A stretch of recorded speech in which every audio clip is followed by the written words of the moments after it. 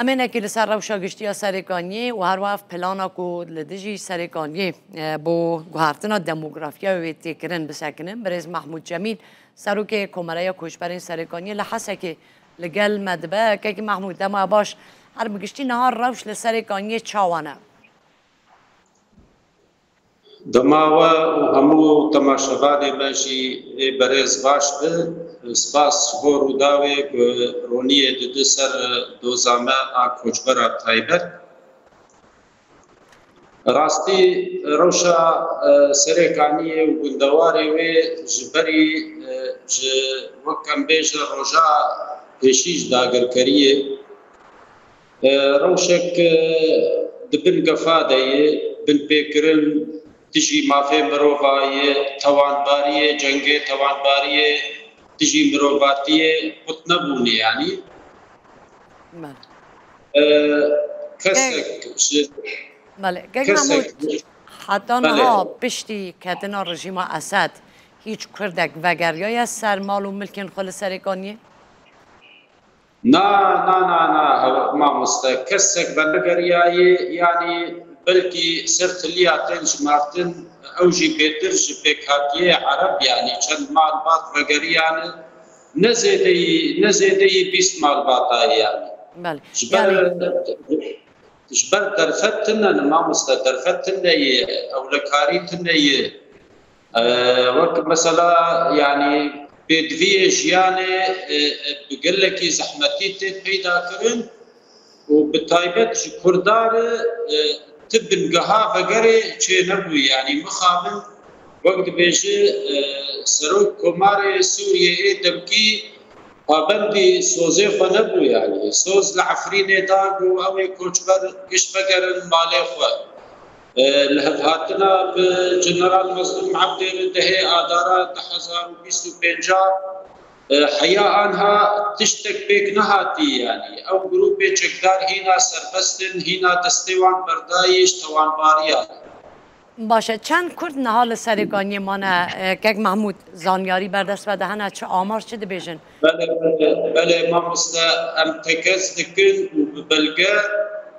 نزیدهی بینجی کسینه نزیدهی بینجی کسینه او جی بیر و کالن لبر مالی خانه در بی هاوی کس کرد و نگریایی وقت مالوات و نگریایی باشه یک محمود او عربین کو خانین سرکانی و سرکانی هاتنه بجی کرن اوانا دوار یاسایی ده دکارن مالو ملکن کردان بکرن او يعني اجعالي ياسائي اجعالي قانوني ده نجمع فيوانش برانا دستي خب زوري داني نسر مالو ملكيمه بالتالي وكش بو بشتي 7 ساله وقت بيت نارينا 200 تركا واف انجمن واني لشكري ومدني وقت بيجي بلكي يعني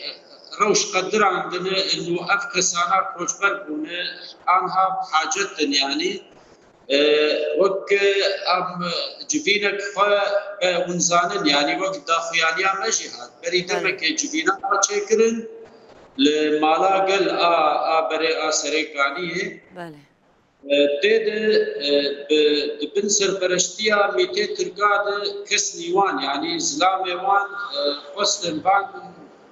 بان عربي اي رسل و اي هاويردجي هاتن وك يعني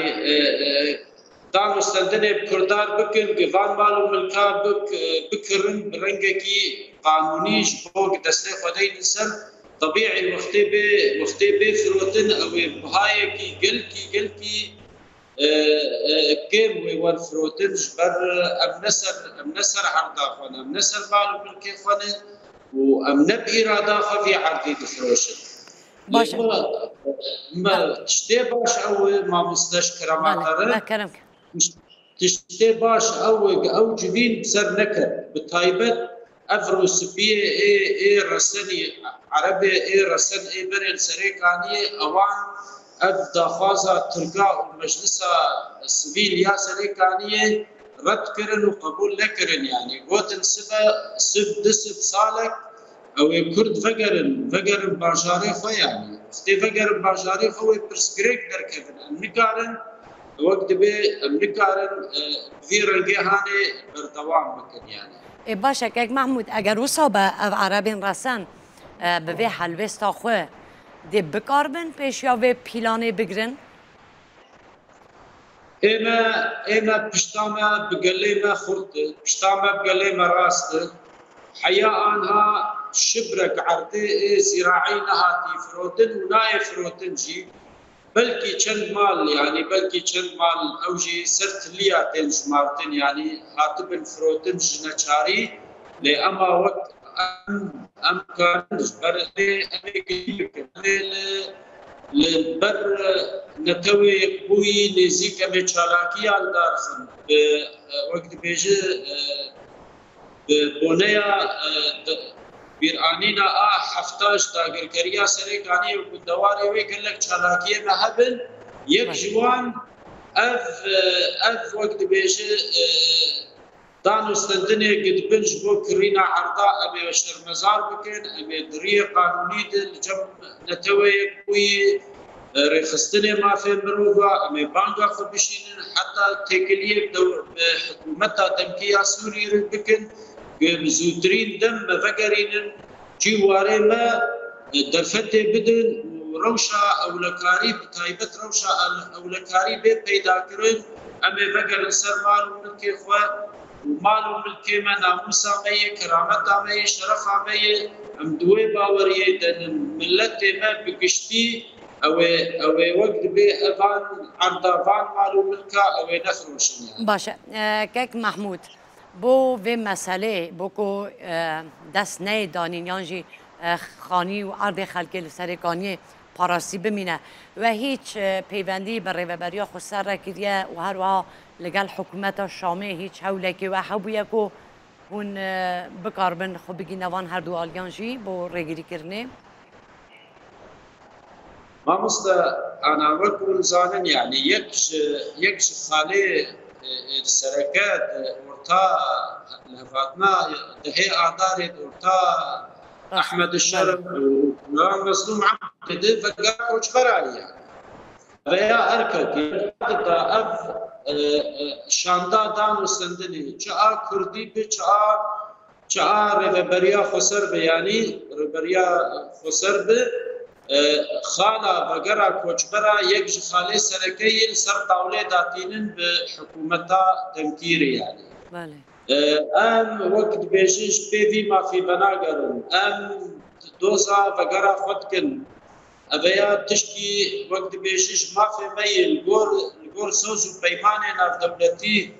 وقت بي ابيا حقك روايش مرق بزوترين دم بقرن سرمالو ملكيفه بله كيك محمود اوانا داخویانیه و ده بوکو اوین کو نخوزن خانیه خب بفروشن گفا تقاندنا خانیه نوان تکرنه قد بویاره که وسط چه بویه؟ والله ما مستعد ساني قفيوان بردوامن برياد تليفوني بخدي خانية دانو سندني تكن اگر من نفس امريوش باكي بين خاني خراب بكن يبقى مشي دركبن امي بالتقنين يعني فاناقش كيفن لسرما ام وقت بيت دفش عرتي خوا دفش مالو من كيف بردن بلقل جمع هذا تليفون دنجيوان هاتي تومار كرين دنجيوان هاتي تومار كرين دماغ بكسي مرد بيدن لأم دوي باوريه دن قلي مقري دايم خاكا خواذ مالو من كيف خواذ عرتي خواذ وقد بلان نرسري يعني ام مش بها باور ومجيت باش قالك سپاسكم كيك محمود كل قال ما بوي سپاس بو بريز محمود جميل سروگه کومله یا کشبر سرگانی لحظه که قال ما بوي